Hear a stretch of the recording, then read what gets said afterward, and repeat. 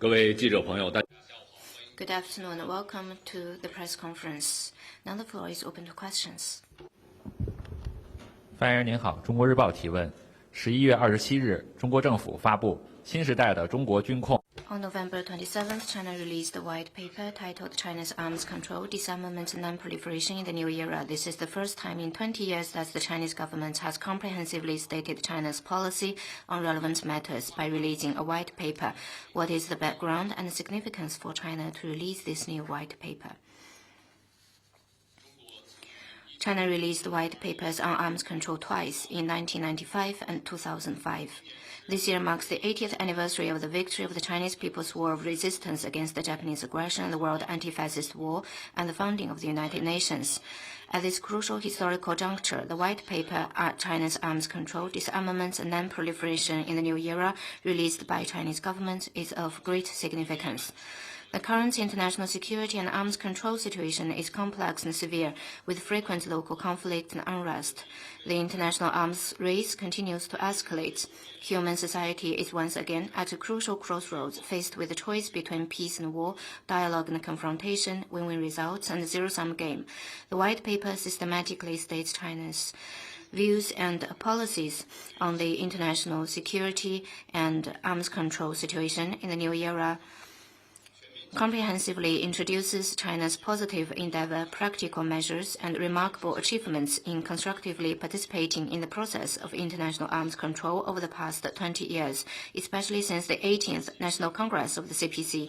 It shows China's responsibility and commitment as a major country to actively lead global security governance and safeguard international peace and security.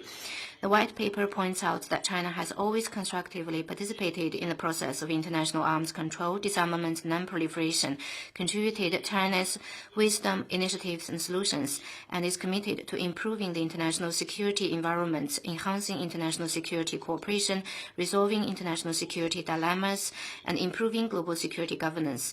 China is committed to be a builder of world peace, a contributor to global development, and a defender of international order.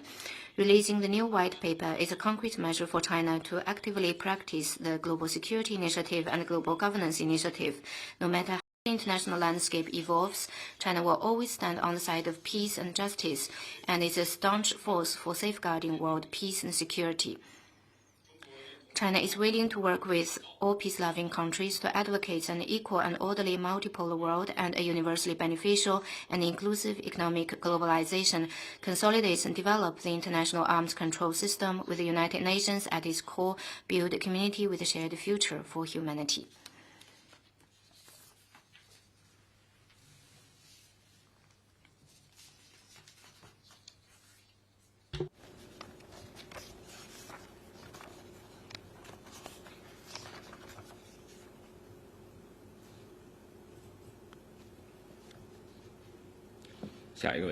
Next one, please. 谢谢发言人。总台央视记者提问：我们注意到，日本首相高市早苗在昨天的党首辩论上称，日本根据旧金山合约。 It's reported that regarding Senator Takeichi's statement in the debate yesterday, the leader of the main opposition party said that considering that Takeichi has stopped referring to a specific contingency example, she has effectively retracted her remarks. Does China share that observation?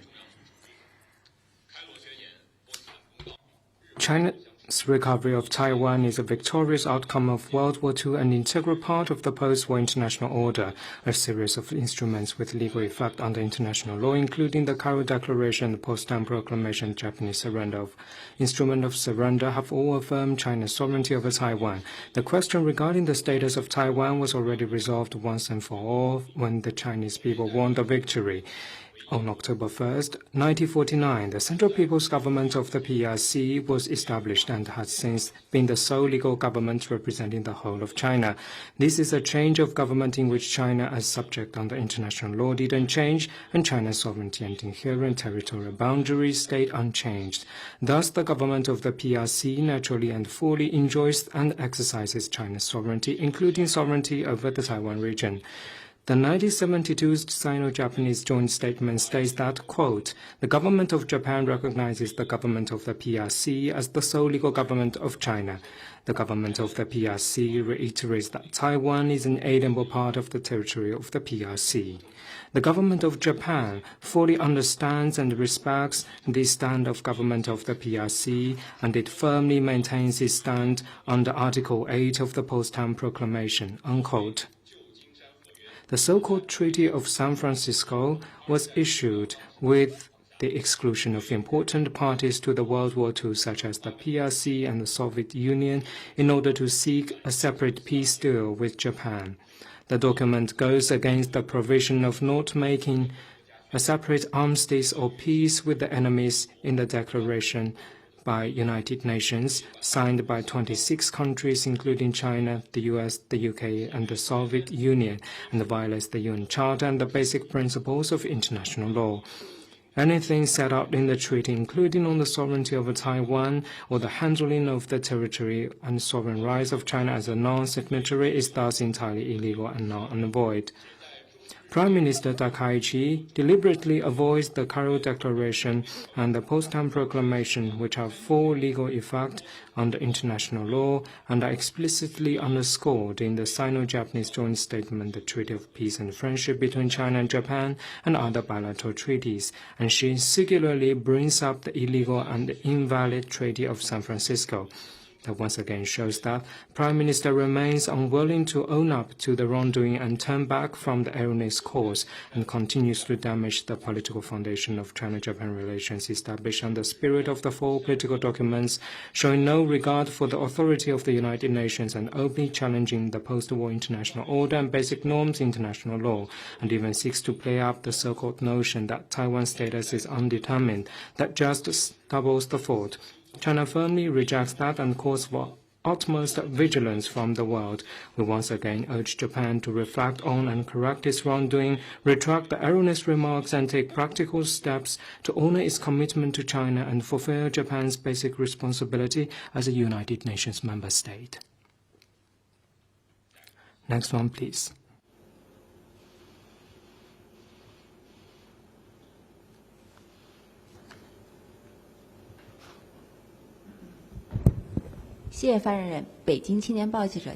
Beijing Youth Daily.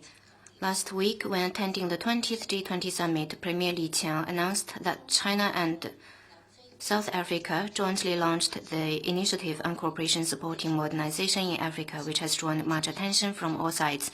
Can you share the main contents of the initiative and China's considerations?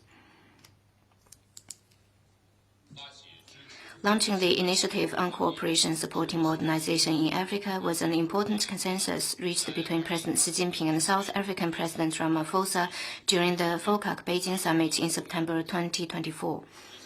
At the 20th G20 Summit in Johannesburg, Premier Li Qiang announced that China and South Africa had jointly launched the initiative, receiving widespread attention and recognition from various parties. The international community believes that the initiative reflects China's leading role in supporting Africa's modernization and will further enhance Africa's capacity for independent development and inject strong impetus into the development and revitalization of the Global South. The initiative closely adheres to the theme of the G20 summit, focuses on the Agenda 2063, and meets Africa's needs and aspirations.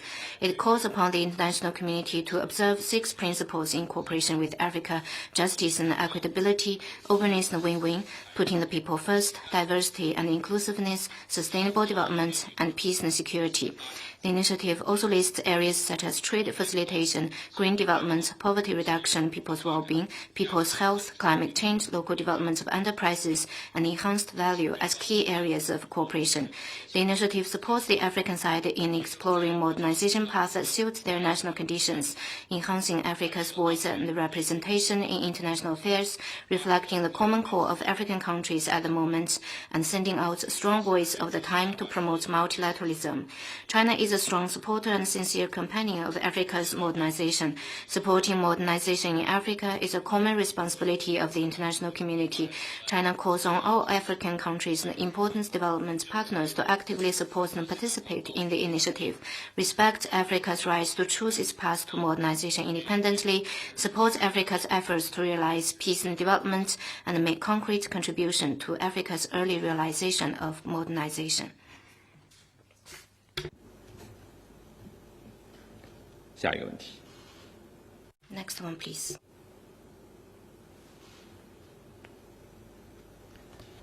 谢谢。深圳卫视执新闻记者提问。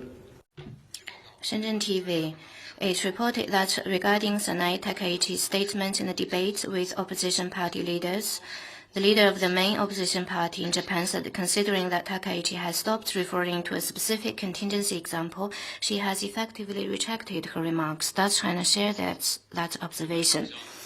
Japanese Prime Minister Takaichi's erroneous remarks seriously violated the spirit of the four political documents between China and Japan, eroded the political foundation of China-Japan relations, and triggered strong outrage from the Chinese people. Stop referring to is not the same as retracting the wrong remarks. They are completely different in nature.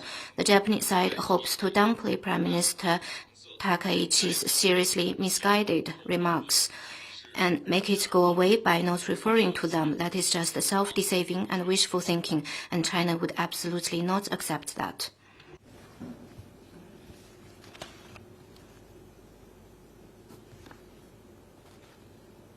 下一个问题。 Next one, please.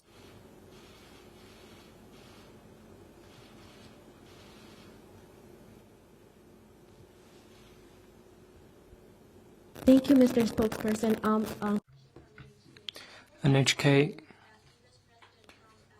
特朗普总统要求高市早苗在台湾问题上降低声调，这是因为中美元首通话所导致的吗？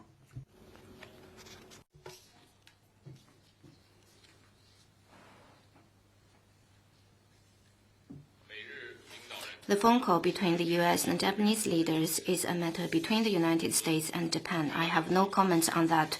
The Taiwan question is China's internal affair and brooks no external interference. Next one, please.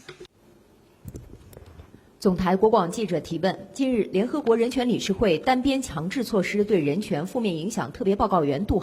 Recently, the UN Human Rights Council Special Rapporteur on negative impacts of the unilateral coercive measures on the enjoyment of human rights visited Cuba and pointed out in the preliminary findings that the U.S. sanctions have been substantially exacerbating the economic and humanitarian situation in Cuba and violated norms of international law.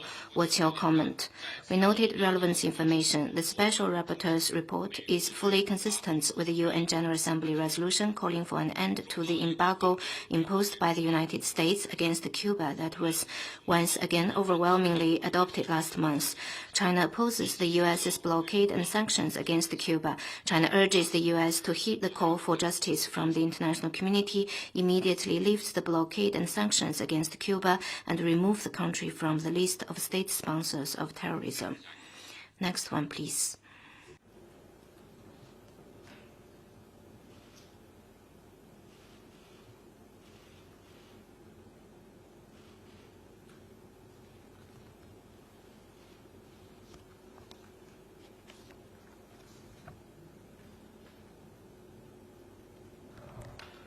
谢谢发言人。总台央视记者提问：据报道，近期泰 CCTV is reported that the recent flood in Thailand has killed at least 41 people, was China's comment. Are there any Chinese people among the dead or injured? The severe flooding triggered by days of torrential rains in southern Thailand has caused serious death and injuries and economic loss. Our hearts go out to the Thai people who have been affected. We believe that under the strong leadership of the Thai government, people in the affected area will recover and build their home and rebuild from the disaster soon. Based on our knowledge, so far there have been no Chinese deaths or injuries.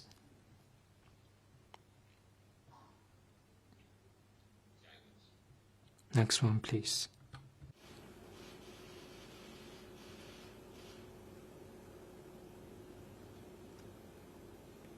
还有其他问题吗？